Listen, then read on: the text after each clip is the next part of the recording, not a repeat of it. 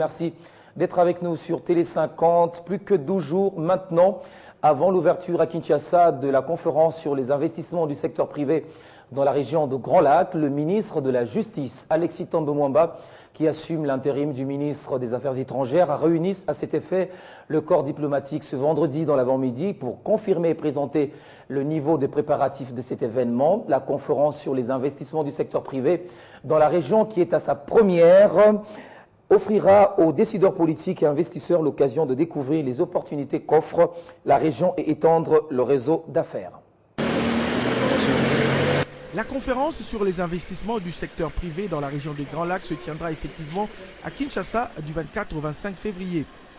Le ministre de la Justice, Alexis Thombe Mwamba, qui assume l'intérim du ministre des Affaires étrangères, le confirme ici devant le corps diplomatique accrédité en RDC ainsi que les organismes de développement. Il a profité de cette occasion pour demander à ses diplomates d'en faire large diffusion auprès des investisseurs de leur pays. La rencontre de ce jeudi, c'était aussi l'occasion de faire le point sur le niveau des préparatifs de la conférence qui évolue bien. Il y aura en fait deux sites.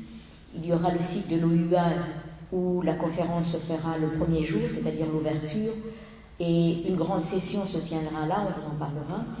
Et puis, après cela, nous nous acheminerons au niveau du Pullman, le grand hôtel, qui en fait abritera la plus grande partie de la conférence. La CISP offrira aux décideurs politiques, aux investisseurs et autres invités de découvrir les opportunités qu'offre la région et étendre leur réseau d'affaires. Les pays de l'Union européenne et d'Amérique confirment leur participation. Il y aura d'abord au niveau gouvernemental, nous aurons quand même notre envoyé spécial pour l'Afrique qui sera présent et qui représentera notre ministre.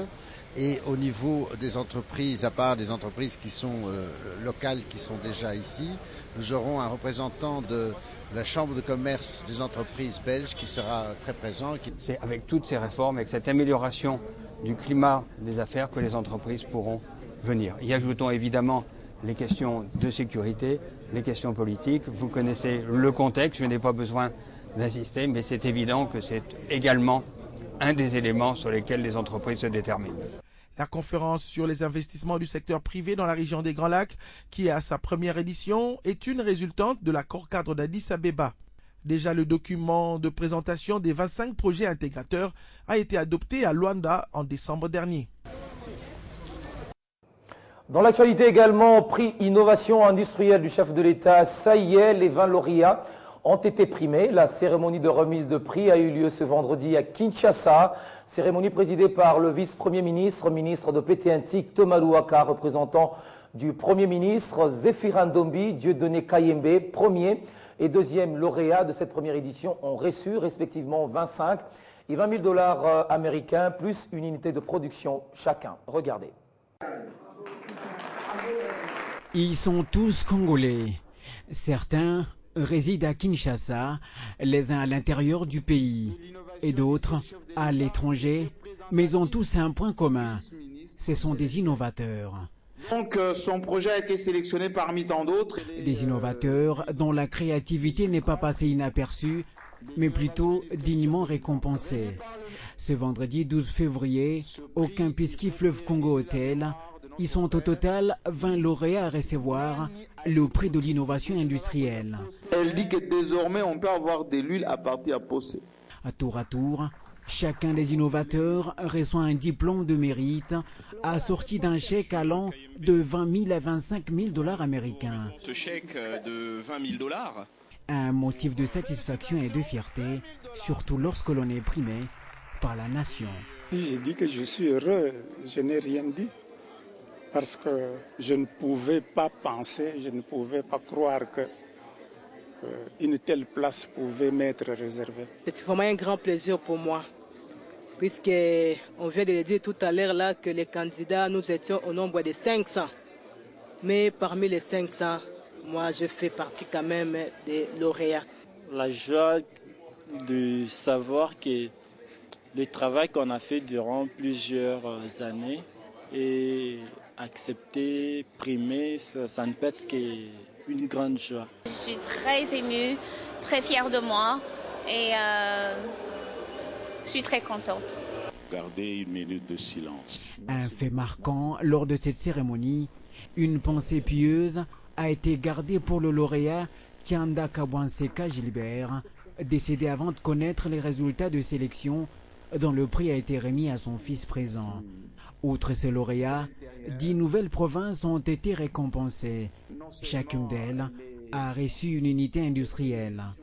À travers cette récompense, le gouvernement congolais a tenu à encourager et soutenir tous ces fils et filles qui excellent. Ce prix s'inscrit dans la droite ligne de la vision de la révolution de la modernité prônée par le chef de l'État. C'est un projet qui vise à aider les inventeurs, les jeunes entrepreneurs congolais qui n'ont pas encore les capacités d'accéder au circuit traditionnel de financement avec des garanties et toutes les procédures, de bénéficier, si vous voulez, de la bienveillance du gouvernement. Et ce prix, qui en est à sa première édition, est une fenêtre ouverte à la jeunesse soucieuse de la culture de l'excellence, une motivation pour continuer à rêver et à oser grand comme le monde. Premier Grand Prix, félicitations donc. Le dialogue est une voie royale et pacifique de sortie de crise et un élément constructif de tout un système démocratique. C'est la déclaration des évêques de la Conférence épiscopale nationale du Congo rendue publique ce vendredi au centre interdiocésain. À Kinshasa, la Synco s'engage de nouveau à apporter sa contribution pour que le dialogue envisagé puisse consolider la démocratie et être un porteur d'un avenir meilleur au pays. Ce point de vue des évêques catholiques du Congo-Kinshasa a signé l'abbé Donatien Cholet, le premier secrétaire général adjoint de la Synco, a été porté à la connaissance des différents acteurs impliqués au processus électoral en République démocratique du Congo et aux partenaires extérieurs au cours de cette tribune d'expression populaire organisée par le bureau de liaison avec le Parlement, une structure de la Synco. Dans ce document remis à la presse, les évêques catholiques de la RDC, du reste encouragés par le Saint-Siège, soutiennent que le dialogue est une voie royale et pacifique de sortie de crise, un élément constitutif de tout système démocratique. Ils soulignent par ailleurs que ce dialogue devrait se dérouler dans le respect absolu du cadre constitutionnel et institutionnel. Les princes de l'Église catholique romaine au Congo-Kinshasa croient que le dialogue serait une initiative à encourager en vue de susciter et consolider la confiance entre les acteurs politiques et relancer le processus électoral.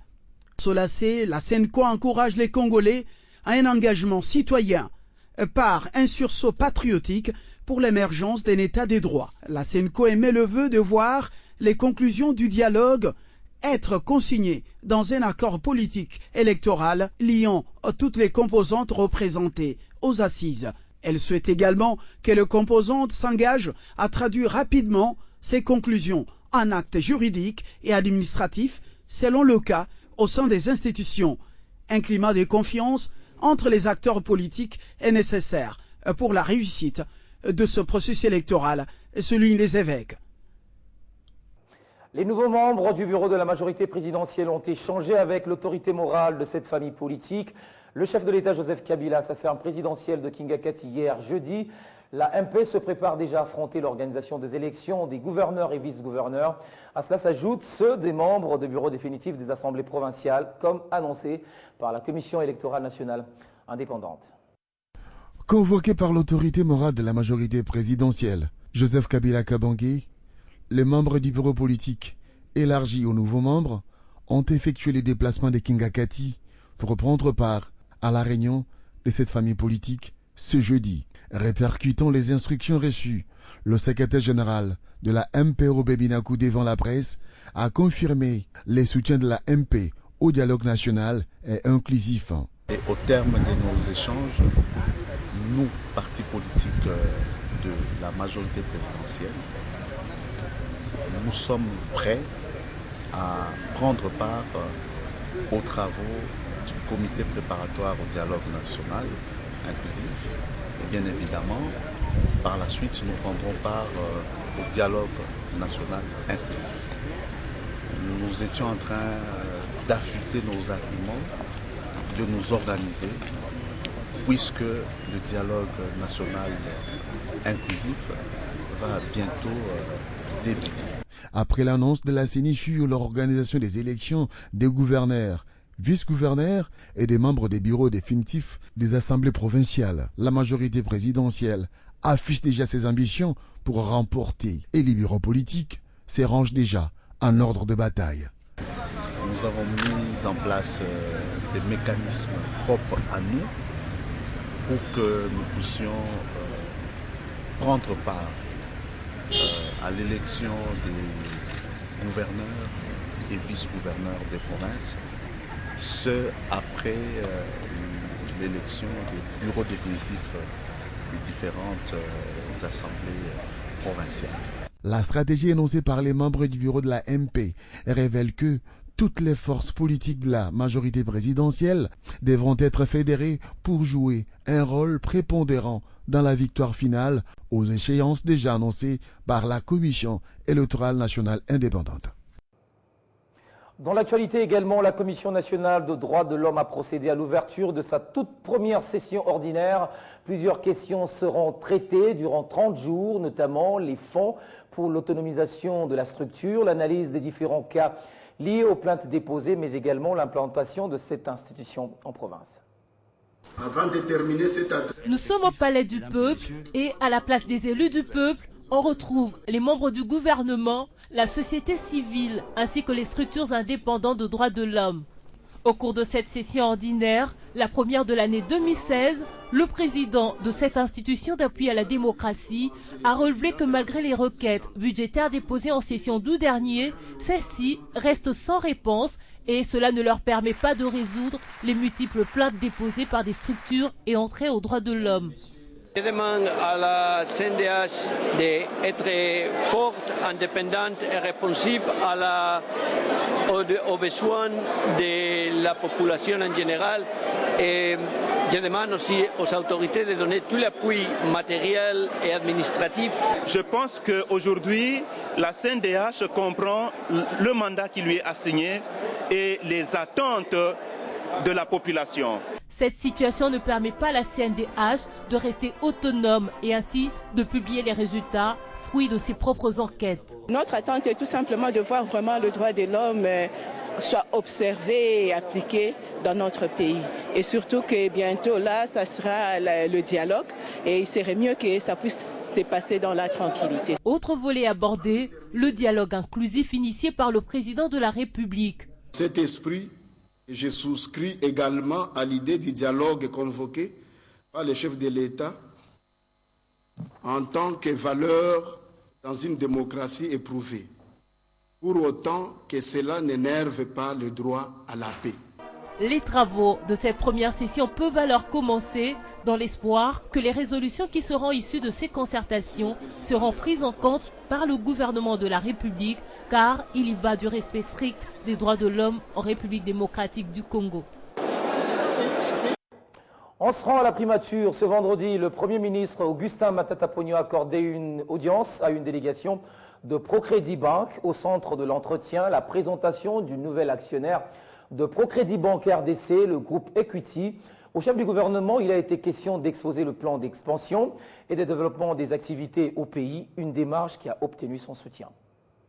Primature de la RDC, vendredi 12 février.